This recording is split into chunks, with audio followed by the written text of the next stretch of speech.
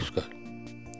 আপনারা এই যে পাইপের মধ্যে ফুল গাছগুলি দেখছেন, এগুলি কিন্তু হাইড্রোপনিক সিস্টেমের নয়। এগুলিকে সাধারণভাবে সার মাটি দিয়ে চাষ করেছি। এখন এই পদ্ধতিটি কিভাবে করলাম তা শুরু থেকে দেখাচ্ছি।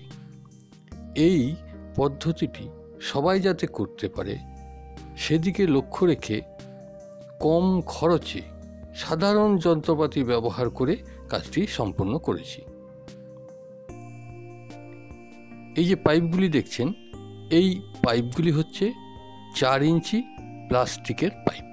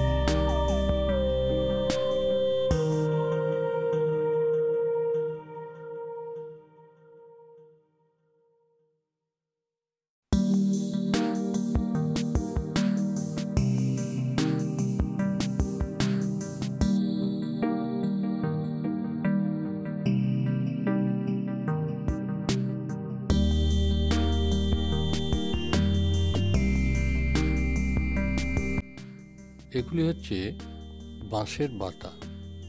এই বাঁশের বাতাগুলি দিয়ে একটি বিশেষ ধরনের ফ্রেম তৈরি করছি, যেটার উপর এই 4 ইঞ্চি প্লাস্টিকের পাইপগুলিকে ঝুলিয়ে রাখব।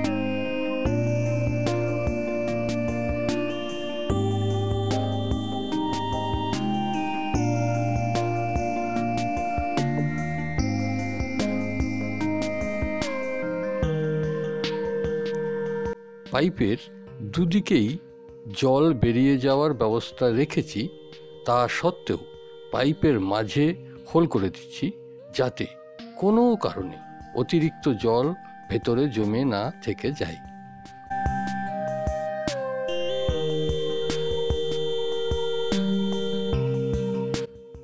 এখানে আমি যে মিশ্রিত মাটি ব্যবহার করেছি তা হচ্ছে 40 ভাগ সাধারণ মাটি, 30 ভাগ ডাস্ট গোবর খাদ। এই গোবর খাদের পরিবর্তে আপনারা কম্পোস্টও ব্যবহার করতে পারেন, এবং 30 ভাগ কাঠগুঁড়ি। এই কাঠগুঁড়ির পরিবর্তে কোকোপিট অথবা ধানের খোসা ব্যবহার করা যায়।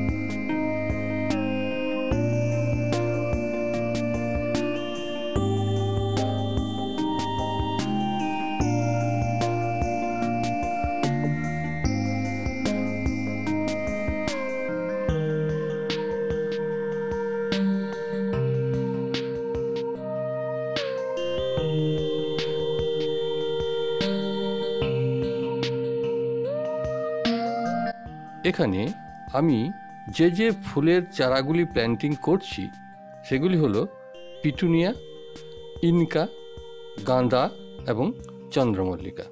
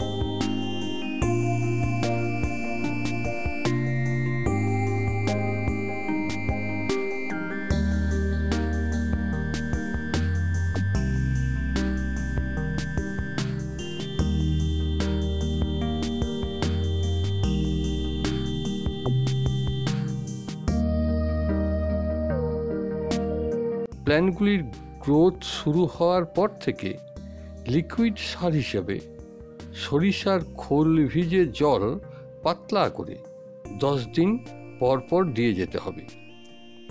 প্রয়োজন মনে করলে অল্প পরিমাণ ইউরিয়া এই লিকুইড সারের সঙ্গে মিশিয়ে দিতে পারেন।